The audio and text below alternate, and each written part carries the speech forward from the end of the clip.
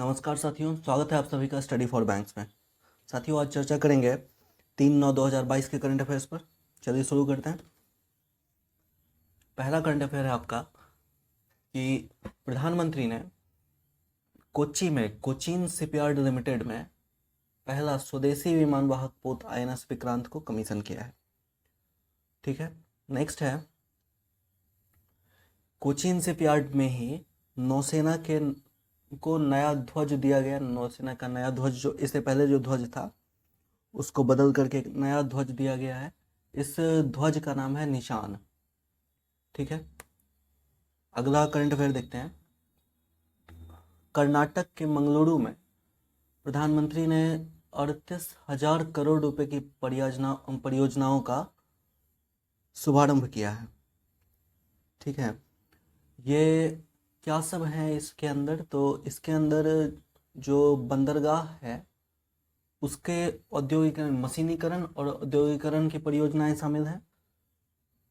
इसके बाद refinery petrochemicals limited की 2 परियोजनाएं हैं, ये शामिल हैं। और भी कुछ इसी तरह की परियोजनाएं हैं जो इसमें शामिल हैं, जो जैसे कि जो रिफाइनरी के लिए जो वाटर का ज़रूरत पड़ेगा तो वो समुद्र से ही पानी को लेकर के साफ़ करके और उसी को रिफाइनरी में यूज़ किया जाएगा, तो इसके लिए परियोजनाएं हैं। तो और भी अलग अलग तरह की परियोजनाएं जिनका शुभारंभ किया है। टोटल इसका जो कुल है ये 38,000 करोड़ की परियोजनाएं हैं। अब कर्नाटक के बारे में जानते हैं। कर्नाटक की राजधानी है बेंगलुरु। यहाँ के जो राज्यपाल हैं उनका नाम है थावर चंद्र गहलोत और मुख्यमंत्री हैं बासवराय बोम्मई। अगले करंट अफेयर की तरफ बढ़ते हैं हम लोग। हमारे जो विदेश मंत्री हैं एस जयशंकर साहब, ये अभी अबू धाबी गए हुए हैं और यहाँ पर जो भारत UAE का संयुक्त बैठक है, इस 14वां बैठक है, इसकी अध्यक्षता इन्होंने की है। इसमें यहाँ से अब जानते हैं कि UAE के राष्ट्रपति कौन है। तो UAE के राष्ट्रपति हो गए खलीफा शेख मोहम्मद बिन जायद अल नाहयान। ठीक है, ये यहाँ के राष्ट्रपति हो गए।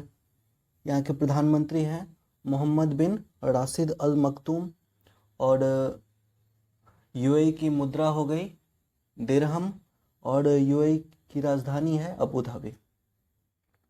अगले करंट अफेयर की तरफ बढ़ते हैं। इसमें ग्रीन पीस इंडिया ने एक रिपोर्ट प्रकाशित की है। रिपोर्ट का शीर्षक है different air under one sky.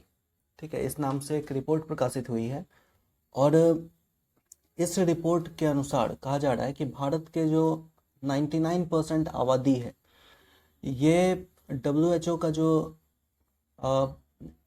मानदंड है, एक मानक है, उससे तकरीबन 5 गुना खराब एयर में, खराब हवा में सांस ले रही है। ठीक है, ये जो यहाँ पर इसमें ये भी साथ साथ ये भी कहा गया है कि तकरीबन 62% जो प्रेग्नेंट लेडीज़ हैं ये सबसे प्रदूषित क्षेत्रों में रहती है। ठीक है, और इसके साथ साथ बताया गया है कि दिल्ली NCR जो है ये सबसे ज़्यादा जोखिम वाला क्षेत्र है, सबसे ज़्यादा प्रदूषित क्षेत्र है। नेक्स्ट करंट अफेयर की तरफ बढ़ते हैं। PhD chamber of commerce and industries ने नई दिल्ली में एक एजुकेशन समिट का आयोजन किया। PhD चैम्बर ऑफ कॉमर्स के जो चेयरमैन हैं इनका नाम है संजीव अग्रवाल। अगले करंट अफेयर की तरफ बढ़ते हैं हम लोग। RBI ने जो कर्जदारों की सुरक्षा के लिए और एक डिजिटल ऋण दिशा निर्देश जारी किया है। इसमें जो कर्जदाता हैं और जो कर्ज ले रहे हैं इनके बीच कई बार धोखाधड़ी का मामला सामने आया है। तो धोखाधड़ी और गैर कानूनी गतिविधियों पर रोक लगाने के लिए ऐसा किया गया है RBI के द्वारा। इसमें जो दिशा निर्देश है इसमें कहा गया है कि इसका जो रीपेमेंट होगा वो, और रीपेमेंट और लेंडिंग दोनों जो होगा, यानी जो लोन दिया जाएगा और जो लोन वापस चुकाया जाएगा, ये दोनों केवल दो ही आदमियों के बीच या दो ही खातों के बीच होगा। एक खाता जिसमें से लोन का अमाउंट दिया गया है सामने वाले पार्टी को, जो लोन ले रहा है उसको, और दूसरा जो लोन वापस चुकाया जा रहा है वो सीधा सीधा उसी खाते में जाएगा। इसमें किसी बिचौलिए के को नहीं रखना है, कोई थर्ड पार्टी अकाउंट इसमें शामिल नहीं होगा। और अगर कोई प्रोसेसिंग चार्ज लिया जा रहा है या फिर अलग तरह का कोई भी चार्ज अगर इनसे लिया जा रहा है तो उसमें भी जो भी ऋणी होंगे वो ये चार्ज का वहन नहीं करेंगे। ये जो कंपनी है वही इस चार्ज का वहन करेगी। अगला है कि आरबीआई ने किसान क्रेडिट कार्ड जो केसीसी है इसको डिजिटल बनाने की परियोजना शुरू की है। इसमें एक पायलट प्रोजेक्ट भी शुरू किया गया था मध्य प्रदेश और तमिलनाडु में, और अभी उन्हीं को ध्यान में रख करके पूरे देश में ये शुरू किया जाएगा। इसमें ऑटोमेशन और सर्विस प्रोवाइडर के बीच जो प्रणालियां हैं उनके इंटीग्रेशन पर जोर दिया जाएगा। ये केसीसी के डिजिटलीकरण से फ़ायदा क्या होगा कि जो लेंडिंग में जो भी लोन लेने में जो भी लागत लगता है वो कम होगा।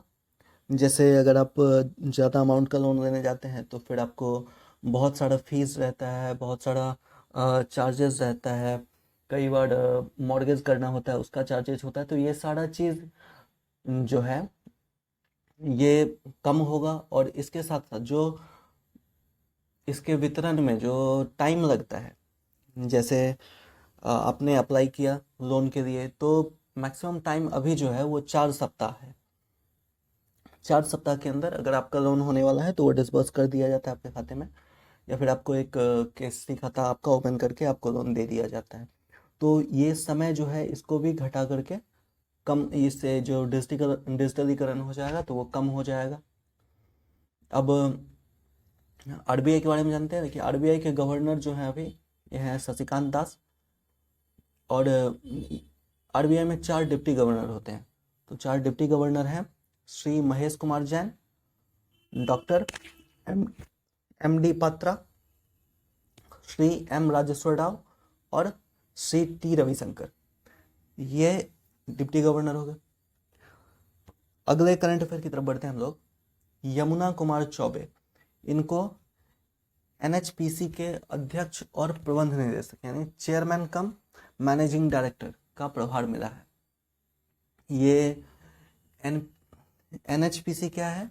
तो एनएचपीसी है national hydro power company limited, ठीक है। ये जल विद्युत जो भी परियोजना जो देखता है पूरा भारत में, वो इसी के अंतर्गत सारे जल विद्युत परियोजनाओं को स्थापित और उसको संचालित किया जाता है, ठीक है।